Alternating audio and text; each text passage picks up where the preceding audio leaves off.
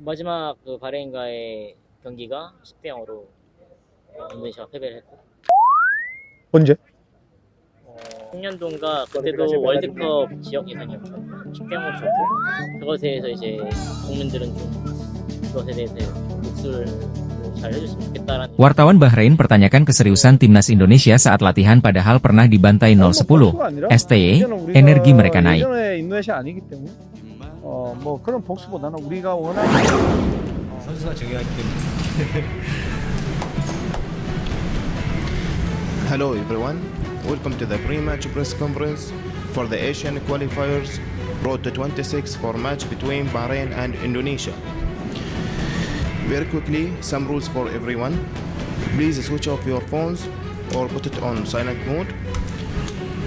Please remain seated through the press conference. Photographers, please remain in your positions.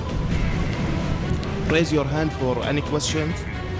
When asking a question, please mention your name and the name of the organization, followed by the question, and you can ask only by English language.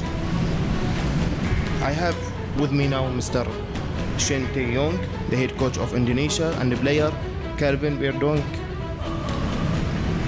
Coach, can you share with us your preparation for tomorrow? Media Cina sebut timnas Indonesia diuntungkan dengan tiba di Qingdao lebih cepat dibandingkan tim Dragon. Ini alasannya.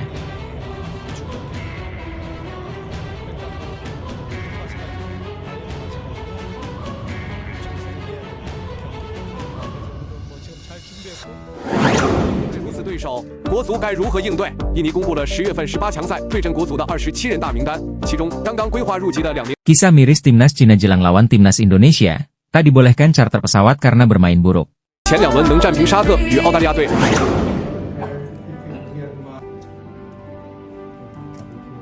VFF akui timnas Indonesia makin hebat, Vietnam dan Thailand bakal kepayahan.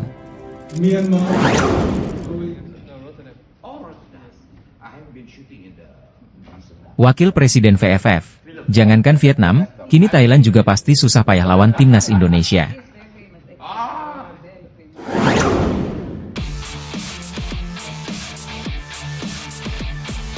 Pengakuan mengejutkan Vietnam soal naturalisasi timnas Indonesia.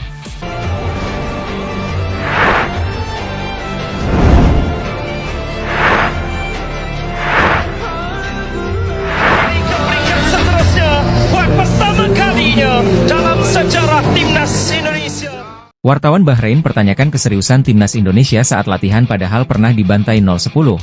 STY, energi mereka naik. Pelatih timnas Indonesia, Shin Tae-yong menjawab salah satu pertanyaan wartawan Bahrain yang menganggap latihan pasukan Garuda nggak pernah serius terlihat di sosmed. Timnas Indonesia akan melawan Bahrain pada Kamis, 10 Oktober 2024. Dalam konferensi pers jelang laga, ada pertanyaan dari salah satu wartawan Bahrain yang menanyakan soal keseriusan timnas Indonesia. Pasalnya dia melihat di media sosial, para pemain timnas Indonesia selalu tertawa-tawa saja saat latihan dan tidak ada yang serius. Sang wartawan mempertanyakan keseriusan timnas Indonesia dalam menghadapi Bahrain malam nanti. Ia juga sedikit menyinggung bahwa pada laga terakhir timnas Indonesia melawat ke Bahrain, pasukan Garuda kalah 0-10. Pelatih timnas Indonesia, Shin Tae-yong memberikan tanggapan soal pertanyaan tersebut. Ia menyebut para pemain di skuadnya punya energi besar dan selalu menikmati sesi latihan. Saya hanya menekankan pemain untuk menikmati waktu saat bergabung latihan, kata Shin Tae-yong saat konferensi pers dilansir bolasport.com dari PSSI TV. Makanya terlihat energi timnas Indonesia naik. Di attitude, energi pemain di sesi latihan kami selalu punya sesi yang menyenangkan, ditambahnya. Kemudian soal kalah 0-10 dari Bahrain pada pertemuan terakhir, Shin Tae-yong menunjukkan optimismenya hasil tersebut tidak akan terulang besok. Soal hasil terakhir yang kita kalah 0-10 di stadion ini, saya baru dengar fakta tersebut kemarin, ujar Shin Tae-yong. Yang lalu biarlah berlalu, yang terjadi sudah terjadi. Besok hasilnya tidak ada yang tahu, ditambahnya. Sementara itu, Shin Tae-yong juga menilai bahwa Bahrain meraih hasil cukup baik di dua laga sebelumnya, sama seperti Indonesia. Saya pikir Bahrain juga meraih hasil yang baik di awal-awal turnamen, mulai dari laga perdana melawan Australia, sayangnya mereka harus dikalahkan oleh Jepang, kata Shin Tae-yong. Dari sisi kami, kita mendapatkan hasil yang bagus di dua laga sebelumnya, melawan Arab Saudi dan Australia. Kita mendapatkan dua hasil imbang, itu meningkatkan kepercayaan diri kami. Kami tetap berusaha untuk berkembang. Saya berharap pertandingan besok melawan Bahrain kita bisa mendapatkan hasil yang baik, ditambahnya. 마지막 그 바레인과의 경기가 10대0으로 인도네시아 패배했습니다. 언제?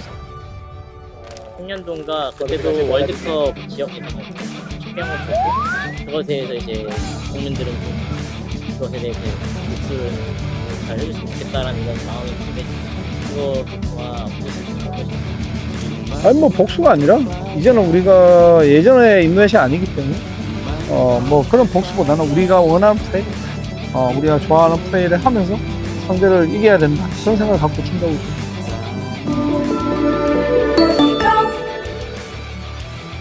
Media Cina sebut timnas Indonesia diuntungkan dengan tiba di Qingdao lebih cepat dibandingkan tim Dragon. Ini alasannya. Media Cina menyebut timnas Indonesia bakal tiba di Qingdao, Cina lebih cepat dibanding tim nasional mereka buntut tak adanya charter pesawat buat tim asuhan Branko Ivankovic. Cina bakal menjalani 2 pertandingan lanjutan putaran ketiga grup C kualifikasi Piala Dunia 2026 zona Asia melawan Australia dan timnas Indonesia. Tim berjulukan Tim Dragon tersebut telah berangkat dari Shanghai ke Australia pada Sabtu 5 Oktober 2024 malam waktu setempat. Cina membutuhkan waktu lebih lama untuk tiba di Adelaide, Australia. Media Cina 163.com mengatakan bahwa tim asuhan Branko Ivankovic itu membutuhkan waktu 17 jam untuk tiba di Australia.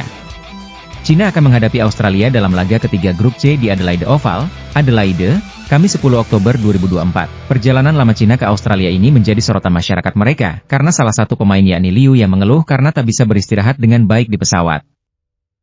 Hal ini karena Cina ke Australia menggunakan pesawat biasa, sehingga ia bergabung dengan penumpang lain. Selama perjalanan Liu yang mengeluh di media sosial bahwa anak yang duduk di belakangnya menang sepanjang perjalanan, sehingga ia tak bisa istirahat.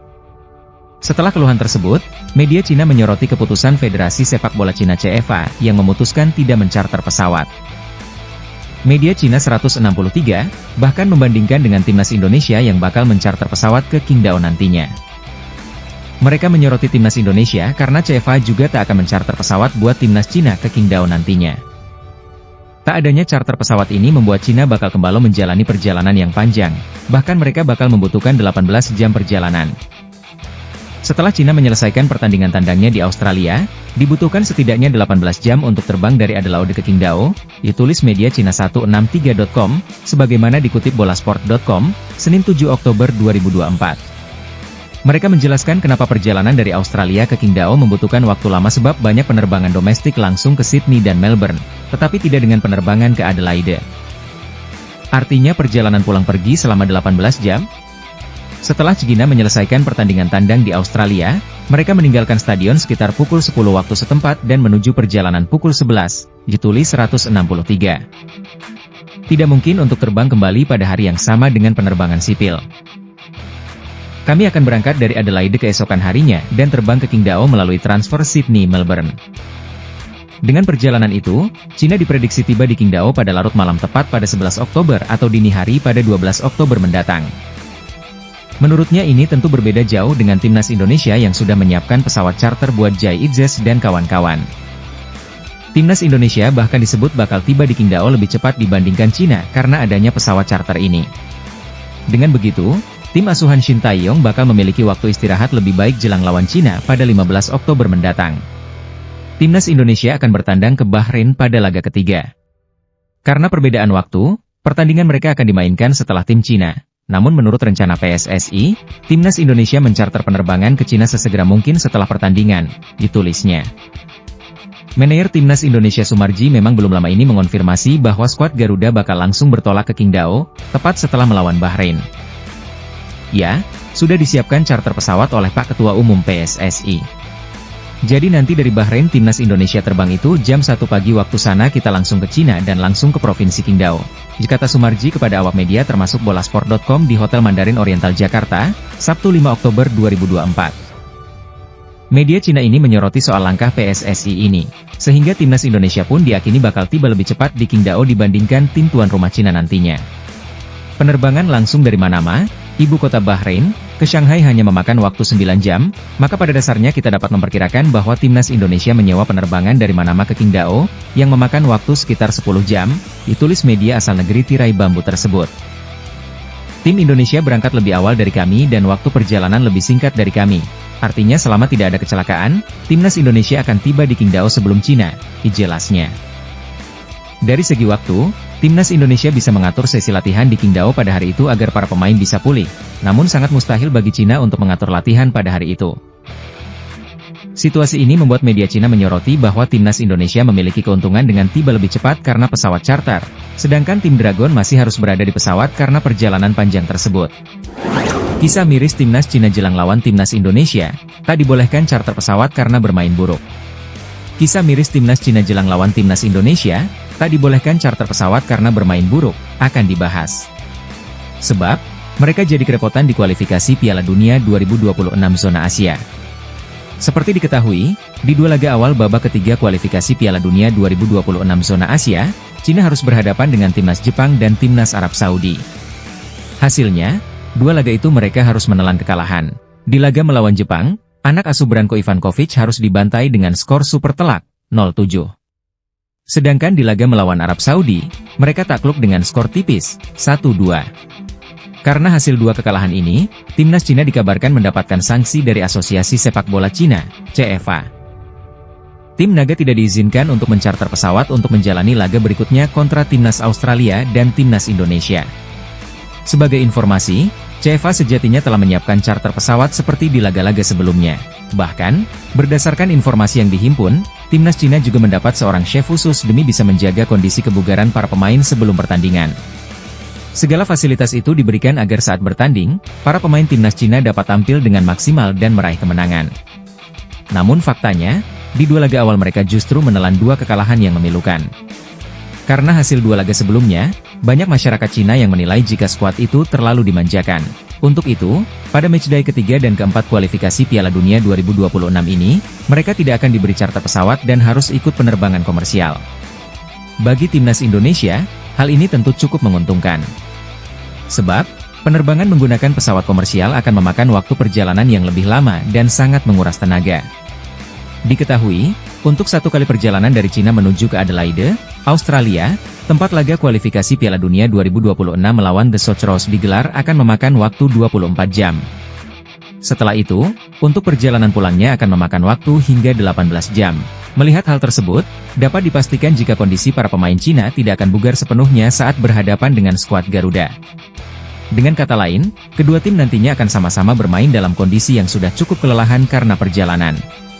Laga Timnas Cina versus Timnas Indonesia di kualifikasi Piala Dunia 2026 zona Asia sendiri dijadwalkan akan digelar pada Selasa 15 Oktober 2024 di Qingdao Youth Football Stadium. Namun sebelum itu, tim Merah Putih akan bertandang ke Bahrain terlebih dahulu pada 10 Oktober 2024. VFF akui Timnas Indonesia makin hebat, Vietnam dan Thailand bakal kepayahan. Wakil Presiden VFF, PSSI-nya Vietnam, Tran Anh Tu, mengakui Timnas Indonesia semakin hebat. Ia memprediksi Timnas Vietnam dan Timnas Thailand pun akan kepayahan menghadapi skuad Garuda saat ini. Kemunduran prestasi dialami Vietnam dalam setahun terakhir. The Golden Star Warriors kalah saing dengan Timnas Indonesia di putaran 2 kualifikasi Piala Dunia 2026 zona Asia. Salah satu faktor kegagalan Vietnam di putaran 2 itu adalah kekalahan kandang tandang saat menghadapi Timnas Indonesia. Namun, VFF enggan meratapi nasib terlalu lama. Tran mengatakan, Vietnam akan berusaha mewujudkan mimpi menembus 10 besar Asia, seperti amanat Kongres VFF ke-9 pada 2022. Tujuan utama dari visi itu adalah lolos ke putaran final Piala Dunia 2034 di Arab Saudi. Berdasarkan maksud dan tujuan Kongres VFF ke-9 periode 2022 hingga 2026, Vietnam berupaya mencapai 10 besar Asia pada 2030, diungkap Tran, dikutip dari VN Express, Senin, 7 Oktober 2024.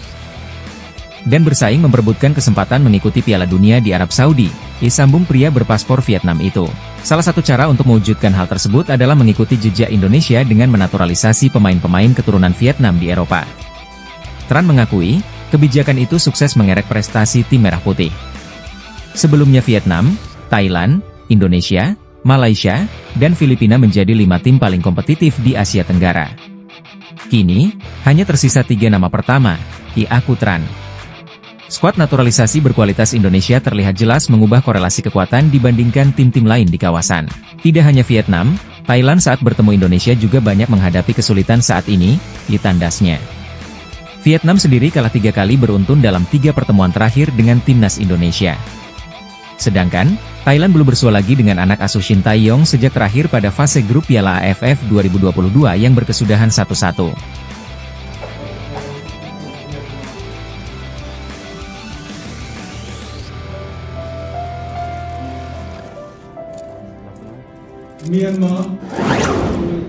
Impian timnas Vietnam untuk berlaga di Piala Dunia 2026 sudah terkubur usai tersingkir di putaran kedua kualifikasi zona Asia. Vietnam tersingkir usai finish di posisi ketiga grup F putaran kedua kualifikasi Piala Dunia 2026 zona Asia. Golden Star Warriors kalah bersaing dengan timnas Irak dan timnas Indonesia di posisi pertama dan kedua. Dua kekalahan beruntun dari Indonesia menjadi penentu kegagalan Vietnam merebut tiket ke putaran ketiga. Meski begitu, Federasi Sepak Bola Vietnam, VFF, tidak ingin larut dalam kegagalan tersebut. VFF kini berpegang teguh pada tujuan untuk berpartisipasi di Piala Dunia 2030 yang dihelat di Arab Saudi. Untuk mewujudkan tujuan itu, VFF ingin Vietnam berusaha untuk mencapai 10 besar Asia pada 2030. Hal ini disampaikan oleh Wakil Presiden VFF Tran Anh Tu dalam wawancara dengan VN Express. Berdasarkan maksud dan tujuan Kongres VFF ke-9 periode 2022 hingga 2026, Vietnam berupaya mencapai 10 besar Asia pada tahun 2030 dan bersaing memperebutkan kesempatan mengikuti Piala Dunia di Arab Saudi, kata Tran Anh Tu. Terkait strategi untuk mencapai target tersebut, Tran Anh Tu mengungkapkan 2 rencana utama. Salah satunya adalah mengikuti jejak timnas Indonesia dengan memburu pemain-pemain keturunan di Eropa. Selain itu, Tran Anh Tu menegaskan VFF akan mencoba untuk meningkatkan kualitas liga domestik. Datang dari kedua sisi. Pertama, apakah pemain keturunan Vietnam sendiri ingin berkompetisi di liga domestik Vietnam atau tidak? Kedua, apakah kualitas turnamen ini cukup untuk menciptakan daya tarik bagi pemain keturunan Vietnam yang bermain di latar belakang sepak bola yang lebih maju dibandingkan kita? Inti di sini tetap meningkatkan kualitas Felix. Dari sudut pandang VFF, kami selalu menilai pemain Vietnam di luar negeri, yaitu pemain yang memiliki darah Vietnam, sebagai sumber daya berharga yang dapat melengkapi sepak bola dan tim, ucapnya. Tran Anh Tu juga mengakui bahwa kebijakan naturalisasi telah meningkatkan kualitas timnas Indonesia. Bahkan, ia menilai timnas Thailand sebagai Raja Asia Tenggara juga akan susah payah melawan skuad Garuda. Sebelumnya Vietnam, Thailand, Indonesia, Malaysia, dan Filipina menjadi 5 tim paling kompetitif di Asia Tenggara. Kini, hanya tersisa 3 nama pertama. Thailand dinilai lebih baik berdasarkan hasil kompetisi dan prestasi. Adapun Indonesia dengan kebijakan naturalisasi telah memobilisasi sumber daya yang sangat kuat dari pemain yang bermain di Eropa. Susunan pemain awal setiap pertandingan saat ini hanya memiliki 1 atau 2 pemain murni Indonesia, selebihnya merupakan keturunan Belanda. Kebijakan naturalisasi pemain efektif ketika pertama kali membawa Indonesia lolos ke putaran ketiga kualifikasi Piala Dunia 2026 dan tampil impresif saat bermain imbang dengan Australia dan Arab Saudi.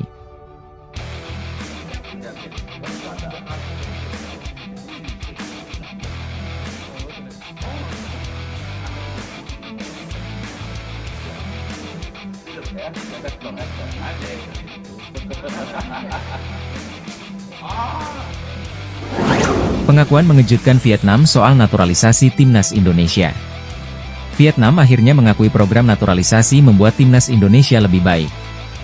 Pemilihan pemain yang berasal dari Eropa menjadikan skuad Garuda lebih kuat. Wakil Presiden Federasi Sepak Bola Vietnam, VFF, Tran Anh mengatakan Indonesia memiliki sumber daya yang kuat. Keberhasilan Indonesia melaju ke putaran ketiga kualifikasi Piala Dunia 2026 itu tak lepas dari keberhasilan timnas Indonesia mengkombinasikan pemain naturalisasi dan lokal.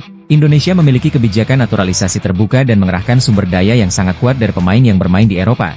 Kata Tran Anh, dilansir VN Express, di starting lineup setiap pertandingan saat ini hanya memiliki 1 hingga 2 pemain murni Indonesia, selebihnya keturunan Belanda. Kebijakan naturalisasi pemain efektif membantu Indonesia tampil pertama kali di babak ketiga kualifikasi Piala Dunia 2026, sambungnya. Lebih lanjut, Tran Anh Tu juga merasa bahwa Thailand akan kesulitan jika dihadapkan timnas Indonesia saat ini. Namun demikian, Tran Anh Tu tidak ingin meniru langkah timnas Indonesia. Menurutnya, setiap negara memiliki cara sendiri untuk menjadikan sepak bolanya lebih kuat. Yang jelas, skuad naturalisasi berkualitas Indonesia telah mengubah hubungan kekuatan dibandingkan tim lain di kawasan. Tidak hanya Vietnam, Thailand juga menghadapi Indonesia saat ini juga banyak menghadapi kesulitan, ucapnya. Namun setiap negara mempunyai karakteristik yang berbeda, kita tidak bisa menstereotipkan cara negara lain dalam bertindak terhadap Vietnam, ujar Tran Anh Tu.